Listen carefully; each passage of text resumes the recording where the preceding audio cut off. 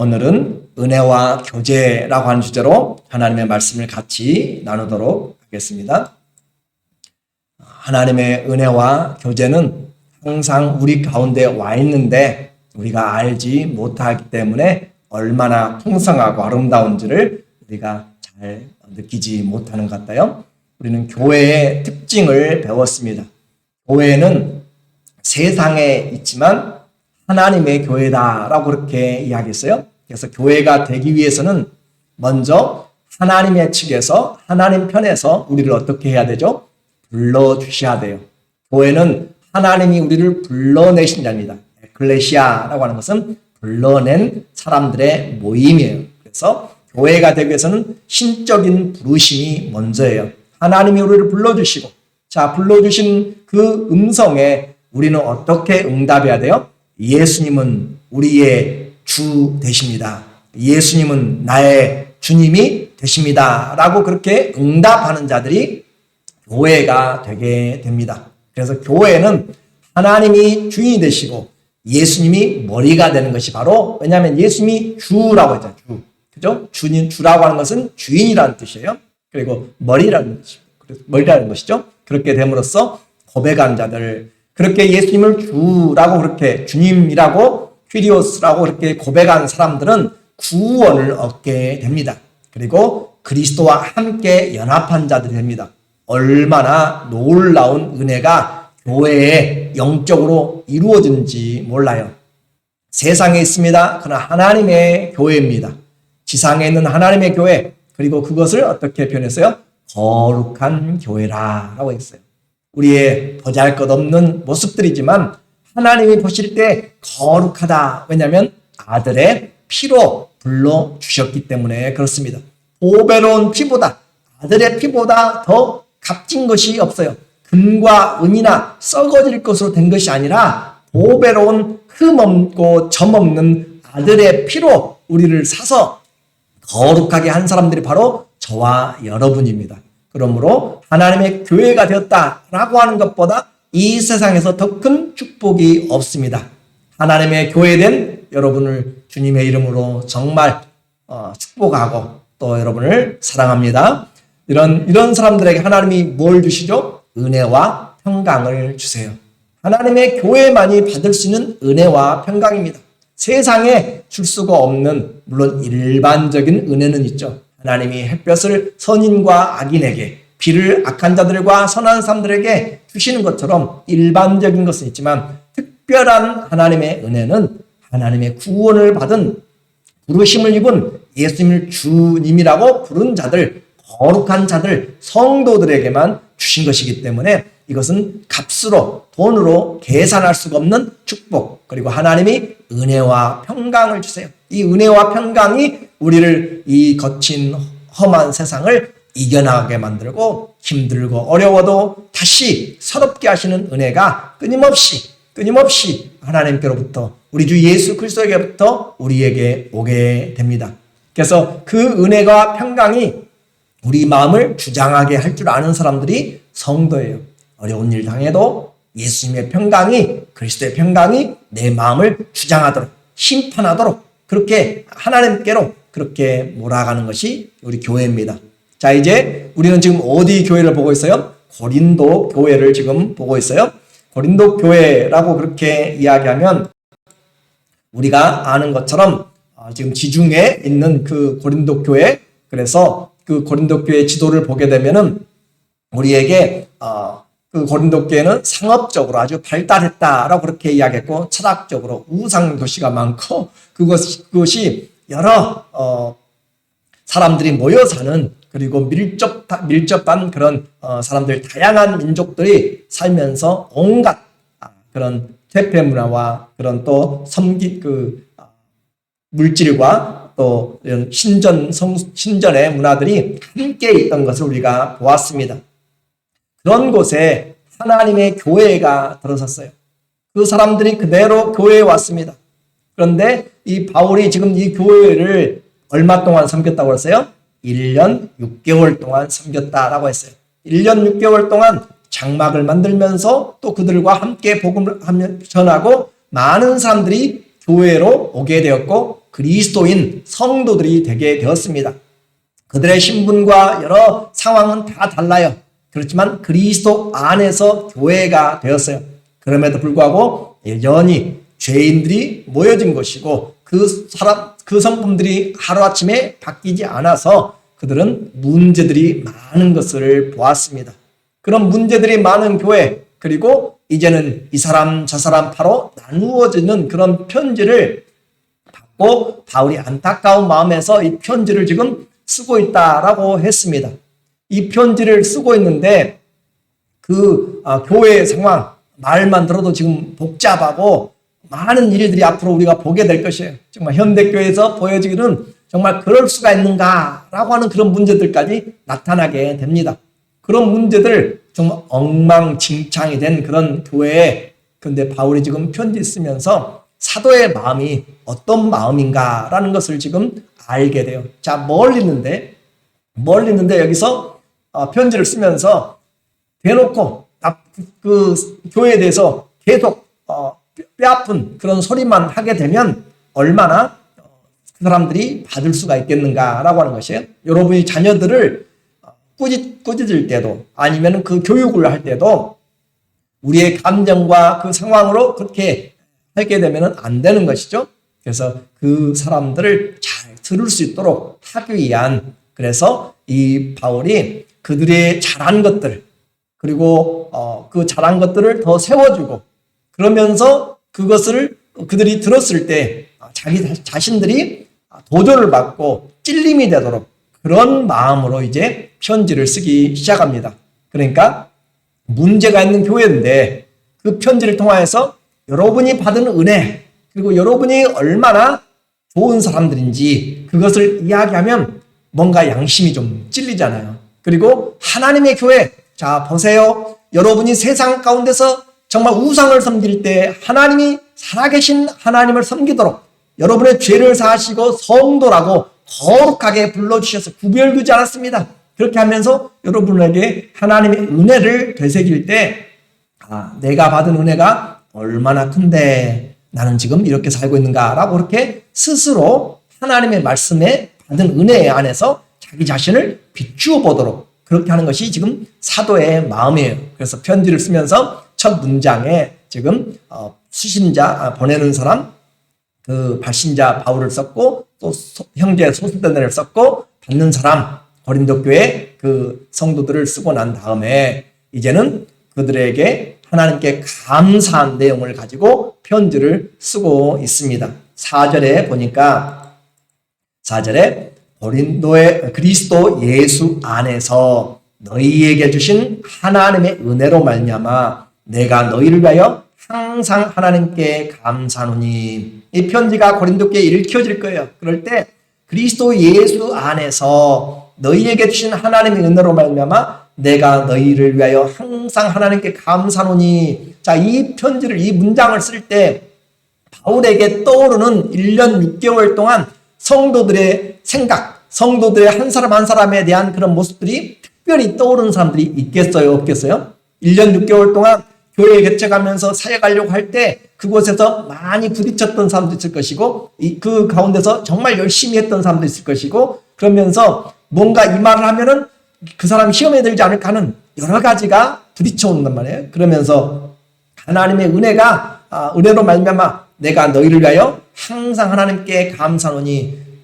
하나님의 복음과는 전혀 상관이 없는 우상의 신전만 12곳이 있다고 그랬잖아요. 그런 곳에 하나님의 복음이 들어가서 그곳에 하나님의 교회가 세워져 있단 말이에요.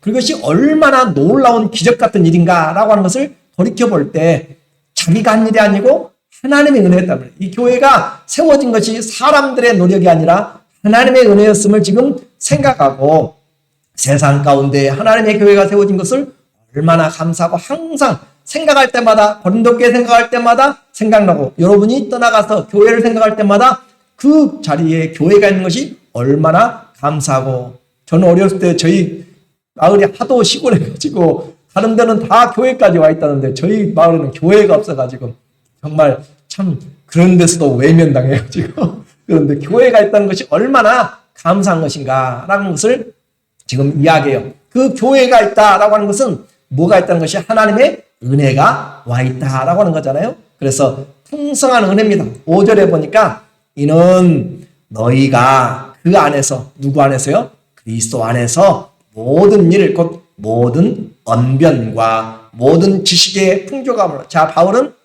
고린도 교회 생각할 때마다 감사함이 있어요. 그곳에 교회가 세워졌는데 교회만 세워진 것이 아니라 뭐가 있어요? 하나님의 풍성한 은혜가 있어요. 그 풍성한 은혜 첫 번째가 뭔가? 고린도 교회는 철학자들도 많다고 그랬어요. 고린도 교회에 지식들이 많아요. 그런데 그곳에서 모든 일과 곧 어떤 것이냐면 모든 언변과 라고 하는 것은, 이 언변이라고 하는 내용은 로고스라고 하는 단어의 말씀이에요. 모든 하나님의 말씀이 그들에게서 아주 지식이 뛰어나다. 하나님의 말씀이 그들에게 잘 선포가 되었어요. 또 그들이 하나님의 말씀을 들을 수 있는 기회들이 1년 6개월 있었으니까 다른 데보다 많았죠. 그러니까 하나님의 말씀, 로고스, 하나님의 말씀의 선포가, 진리의 선포가 잘 되어서 그들이 모든 말씀과 모든 지식, 이 지식이라고 하는 것은 그노시스라고 하는 그 헬라어인데 그 지식이 아주 많아 풍족하다. 그렇게 해서 그 지역의 특별한 철학적인 사상의 그런 특징을 가지고 있는 교회로서, 그리고 또 하나님이 그곳에 하나님의 말씀과 그것을 함께 깨달을 수 있는 지혜가 많았다. 그러니까 이 교회는 한마디로 하나님의 말씀이 풍성하게 거한 교회다라고 하는 것을 지금 이야기를 해요. 그렇게 하니까 교회는 어떤 교회가 되어야 되는가? 우리에게 하나님의 로고스의 말씀, 그걸 우리는 진리의 말씀을 전한다. 캐리그마라고 이야기하죠. 하나님의 진리의 말씀이 선포되는 교회가 돼야 되고 잘 깨닫는 교회가 돼야 돼요. 그래서 그것을 하나님의 말씀이 풍성한 것에 대해서 바울이 감사했습니다. 이렇게 감사하고 그들이 이렇게 말씀만 들은 것이 아니라 또 그들이 믿음의 행위가 있고 사랑의 수고가 있고 소망의 인내가 있어가지고 이렇게 들은 말씀들이 그들 안에서 믿어졌어요. 그래서 증거가 나타났어요. 6절에 보면 그리스도의 증거가 너희 중에 견고하게 되어, 그리스도의 말씀이 증거되었는데 그리스도의 말씀이 어떻게, 그리스도가 말씀하신 그대로 그들 가운데서 증거가 됐단 말이에요. 그러니까 그리스도의 말씀을 그들이 들었을 뿐만 아니라 성도들이 삶에 변화되도록 증거가 있어서 견고하게 세워졌다라고 해요. 자, 그러면 이 말을 들을 때 교회가 좀 시끌벅적하다고 그랬잖아요. 이 말씀 들을 때 하나님의 말씀은 생명이고 진리이고, 그런데 그렇게 선 사람도 있고, 그렇죠? 굳건히 선 사람도 있고 서지 못한 사람도 있어요. 말만 많은 사람도 있어요. 그런 사람들은 이 말씀을 들으면서 깨달아야 되는 거죠. 하나님의 말씀을 들으면서 그리스도의 증거가 너희 중에 견고하게 되어서 뿌리가 든든하게 되어서 정말 다른 사람들에게 아름다운, 교회에서 그동안 그렇게 수고하고 말씀을 많이 1년 6개월 동안 다른 교회와 비교해서 특별히 받았기 때문에 그와 같은 교회가 되어야 되는데 지금 나의 모습 어떤가라고 이렇게 받아볼 수 있어요. 오늘 이들에게만 말한 것이 아니라 저와 여러분에게도 동일하게 말하고 있어요. 하나님의 교회가 은혜와 풍성한 그런 말씀이 내게 잘 들려지고 있고 내가 잘 깨닫는가? 일단은 말씀을 듣고 깨달아야 믿음이 생겨요. 그렇죠? 믿음은 들음에서 나요. 들음에서. 세상 말을 자꾸 들으면 안 된다, 힘들다, 못 살겠다, 죽겠다 하면은 정말로 힘들어진 것이에요. 그러나 그리스도의 말씀을 들으면서 어떤 위기든지 어떤 어려움인지 너는 할 수 있어. 내게 능력 주신 자에서 나는 할 수 있어. 어려워도 다시 일어날 수 있어. 의인은 7번 넘어져도 다시 일어나거니와. 그래요. 우리는 예수님의 말씀을 들으면 믿음이 생겨요. 그리스도의 말씀에서 믿음이 생겨요. 그 말씀이, 그래서 예배가 중요한 것이고, 이렇게 해서 삶의 변화된 증거로 그들이 견고하게 되었다라고 그렇게 말합니다. 예수님 믿기 전과 예수님 믿은 후의 삶이 달라진 것을 서로 느낀 사람도 있잖아요. 그렇죠? 느끼고, 그렇지 못한 사람들은 나는 예수님만 그런 믿고 이제까지 왔는데 아직도 변하지 못했다라고 하는 것을 통해서 그들이 스스로 지금 깨달을 수 있도록 그렇게 사도는 지금 마음에서 가능하면 한 사람도 상처받지 않도록 그렇게 지금 그렇게 격려를 해나가고 있는 것이에요. 이와 같이 더욱 말씀을 듣고 삶으로 살아내면서 주님을 닮아가는 성도들이 있는가 하면 그렇지 못한 사람들이 있단 말이에요. 교회는 바로 이런 개인의 삶이 이제 말씀이 들어와서 개인적으로 열매를 맺게 됩니다. 물은 같이 쬐요. 그렇죠? 햇볕은 같이 쬐요. 그런데 어떤 곳에서 열매가 많이 나는가? 그건 개인적인 것이란 말이에요. 그렇게 해서 과거에 하나님의 은혜가 과거에 어떻게 세워졌고 현재 어떻게 지금 나타나고 있는지 그것을 지금 표현하고 있고 또 그들에게 하나님이 주신 것이 뭐가 감사한가? 은사가 풍성했다라고 이야기합니다. 7절에 너희가 모든 은사에 부족함이 없이 우리 주 예수 그리스도의 나타나심을 기다림이라. 자, 하나님의 은혜는 카리스라고 이야기합니다. 헬라어로 카리스는 하나님의 은혜예요.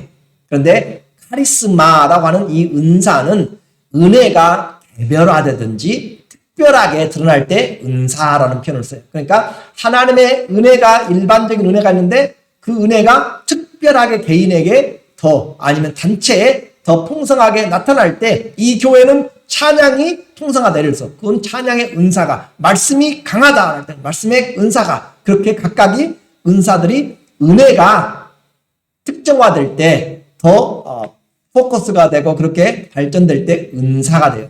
그렇게 하는데 교회에 그런 하나님의 부어주신 은사들이 부족함이 없이 우리 주 예수 그리스도의 나타남을 기다리는 것이 지금 하나님께 감사했다라고 하는 것입니다. 주님 안에서 부족함이 없다.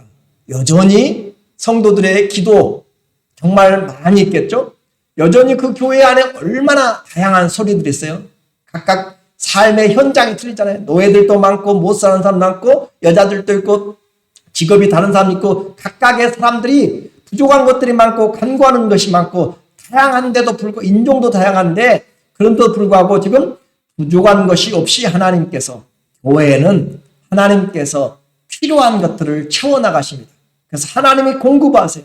그렇게 함으로써 주님의 그 필요를 따라서 은사를 나눠주시고 믿음의 성장에 부족함이 없도록 하나님이 인도하시는 것을 우리에게 말해줍니다. 그러면서 주님은 우리에게 필요한 것들이 있거든 구하라 라고 이야기해요. 찾으라 라고 이야기하고 두드리라 라고 그렇게 이야기해요. 교회를 위해서 필요한 것을 구하라고 이야기합니다. 우리의 신앙을 위해서 필요한 것을 구하라고 이야기합니다. 그렇게 주님은 우리에게 공급해 주시기를 원하시는 것이에요. 우리에게 간절함이 있을 때 필요들이 더 풍성해지는 것이죠. 이렇게 해서 두드리고 구하고 근데 이 교회에 감사한 것이 특별히 은사가 많다고 했어요. 그 은사들이 많은데 그 은사들 우리는 이제 은사의 목적을 알잖아요. 자, 모든 은사는 나를 유익하게 쓰는 것이 아니라 다른 사람들을 유익하게 하기 위해서 하나님이 주신 것입니다. 그것이 은사의 목적이에요. 자, 내 손이 건강해요. 손을 위해서만 쓰는 것이 아니라 몸을 위해서 쓰는 것이에요. 내 눈이 밝아요. 눈을 위해서만이 아니라 온 지체가 올바로 보고 잘 가도록. 그래서 모든 은사는 몸을 위하고 모든 은사는 다른 사람들을 위하는 것이에요. 내가 기도하는 은사가 많아요. 그러면 나의 가정만 위해서 열심히 기도하는 것이 아니라 다른 사람들을 위한 중보 기도로 넓혀져야 하는 것이고 우리에게 내가 많은 것들을 재능을 가졌어요. 그것은 하나님이 주신 거예요. 그런데 나를 위해서만 가족을 위해서만 쓴 것이 아니라 다른 목장을 위해서 다른 사람들 위해서 쓰도록 하는 것이 은사는 남을 위해서 쓰도록 하나님이 주신 것이다. 그렇게 해서 쓸 때 주님은 더욱 더 풍성하게 부어주십니다. 그러므로 은사는 개발을 하게 되어 있어요. 하나님께서 우리에게 구하고 은사를 개발해서 더 풍성하게 그렇게 쓰도록 그래서 그리스도 안에서 돈 잘 버는 사람은 잘 벌어야 돼요. 더 잘 벌어서 하나님께 기도해서 많이 선교까지 많은 일들을 할 수가 있는 것이고 또 잘 가르친 자는 잘 가르치도록 그렇게 기도하면서 각양의 은사가 이제 고린도전서 12장에 나오게 될 것이에요. 그런 것처럼 하나님 앞에서 은사는 나를 위해서 쓰는 것이 아니라 다른 사람들을 위해서 쓰는 것인데 거꾸로 되어버렸단 말이죠. 거꾸로 가는 이 하나님의 말씀을 이 고린도 교회가 나중에 가면서 내 은사가 최고다라는 식으로 그렇게 바꿔져 버렸단 말이에요. 그러니까 그런 부분들을 이제 미리 이제 바울이 이렇게 지금 그들에게 먼저 이야기를 하는 것이에요. 유익하기 위해서 하나님이 교회를 세우기 위해서 지금 주었다라고 그렇게 먼저 말씀하고 있어요. 그리고 또 그렇게 주셔서 은사를 주신 이유는 그리스도의 몸으로 잘 신앙생활하고 세워나갈수록 곧 우리 주 예수 그리스도의 나타나심을 기다리게. 그래서 주님이 오시는 그 종말의 신앙을 잘 유지하도록 하기 위하여서 주님이 지금 주신 것이죠. 자, 흠없는 교회로 지금 성장하는, 그래서 바람직한 교회를 지금 이야기하고 있어요. 말씀이 풍성하고 또 그리스도 안에서 그들이 잘 교제하고 배우고 그렇게 함으로써 변화된 증거들을 가지고 그리고 서로 세워져 나가는 그런 교회가 되는 것인데, 이런 교회를 보면서 바울이 지금 이제 인사말을 9절까지 마치면서 바울의 기도가 있어요. 감사한 것과 더불어서 바울의 간절한 이 고린도 교회를 향한 기도가 있어요.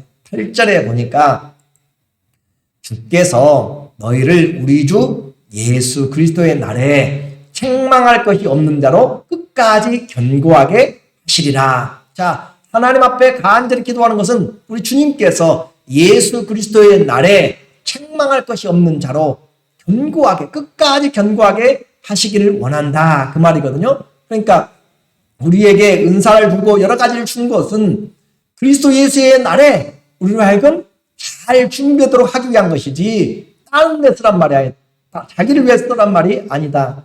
그러므로 그리스도 예수의 날, 자, 오늘 이제 사도의 이런 그 간절한 기도, 성숙하고 흠이 없는 교회는 신앙의 목적이 바로 주님 오실 때까지 책망할 것이 없도록 그렇게 세워지는 교회입니다.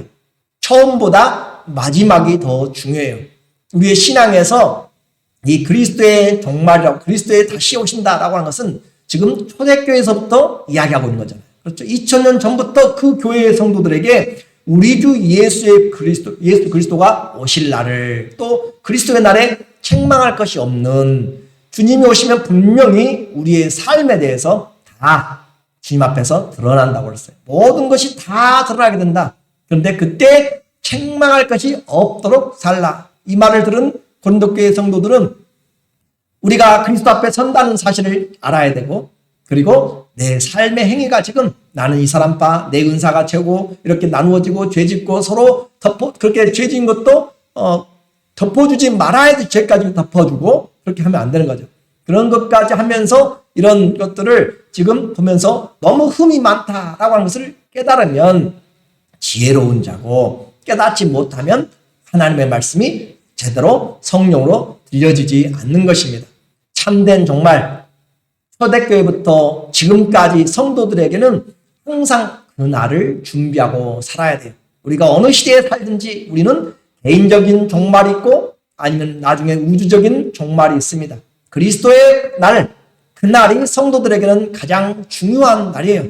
세상을 내가 어떻게 살았는가, 그것을 평가하는 것이 그리스도의 날, 그날 하게 됩니다. 세상은 알아주지 않아요.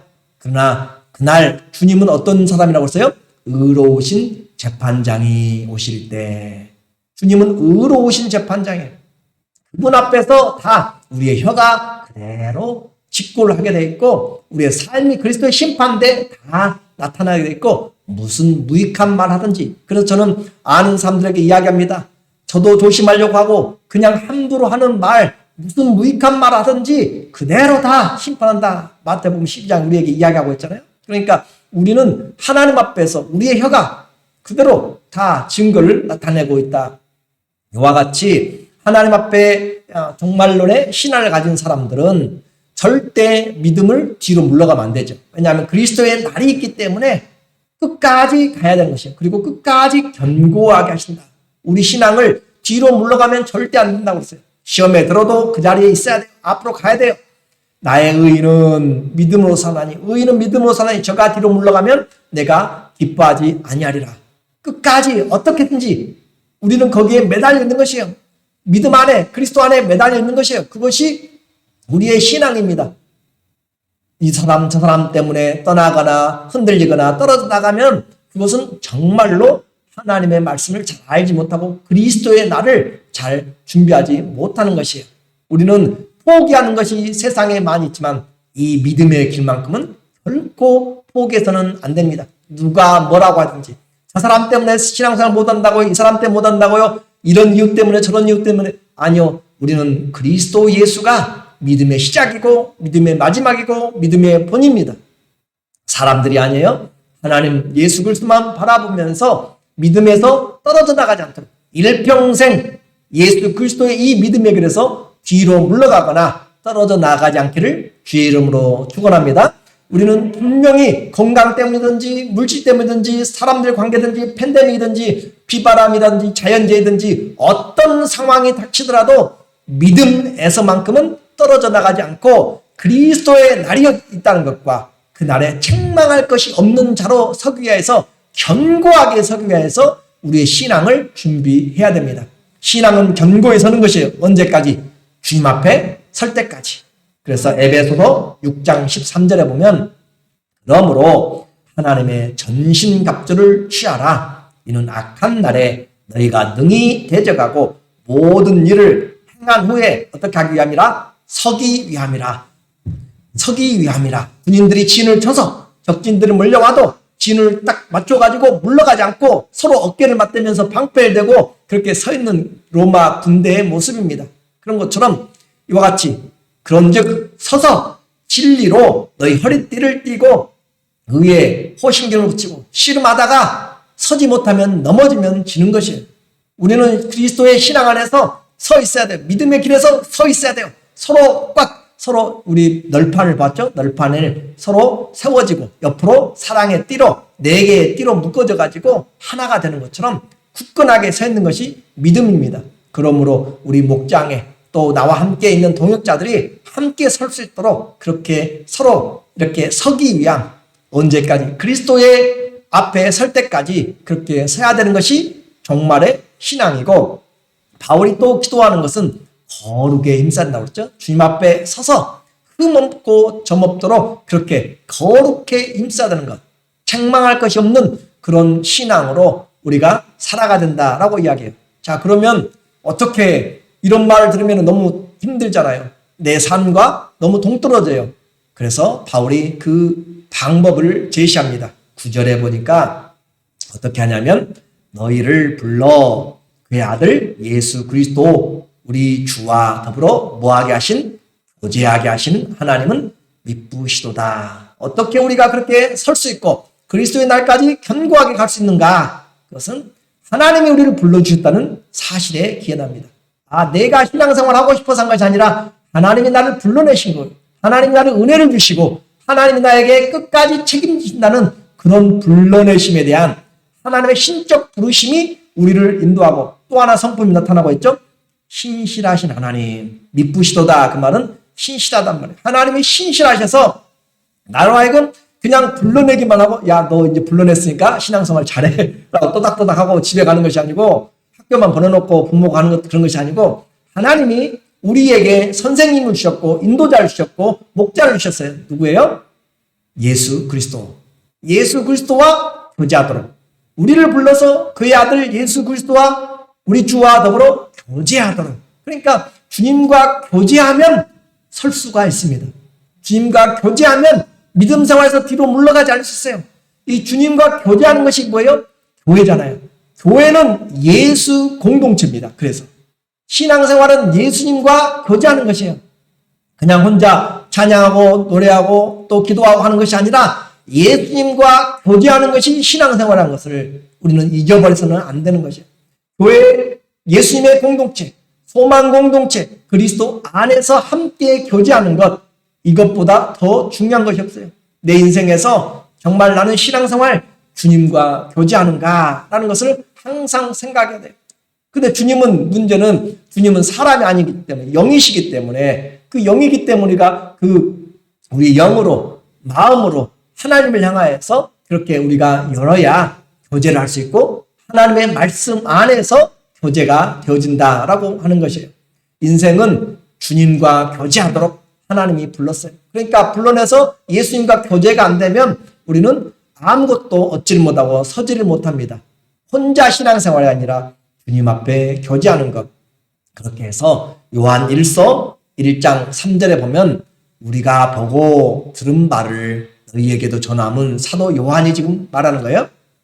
너희로 우리와 사귐이 있게 하려 하니 우리의 사귐은 아버지와 그의 아들 예수 그리스도와 더불어 누림이라. 그러니까 우리는 신령한 교제를 하는 것이에요. 성도들만의 교제가 아니라 아버지와 아들과의 그 교제로 들어가는 것이에요. 그러므로 그와 같은 교제가 신앙생활에 너무너무 중요하다라고 하는 것을 깨닫고 하나님과의 교제를 하도록, 그 교제하는 것이 뭐예요? 날마다 주님과 함께 말씀이죠. 그 말씀을 자꾸 들어야, 주의 음성을 들어야 내가 주님과 교제하고 내 생각을 주님께 아뢰야 모든 무서운 죄, 무거운 짐들을 다 주님께 이야기하고 주님의 의견을 자꾸 받고 범사에 너는 그를 인정하라. 그리하면 주님이 우리를 도와주세요. 주님과의 교제가 없이는 신앙생활에 굳게 설 수 없고 마지막까지 설 수가 없습니다. 성도는 친구와 교제하듯이 그리스도와 교제가 없이는 절대 풍성한 은혜도 견고함이 없다는 것을 생각하시고, 반대로 그리스도와 교제가 풍성하면 모든 범사를 이겨낼 수 있는 은혜가 와 있습니다. 그리스도의 평강이 우리를 주장하게 됩니다.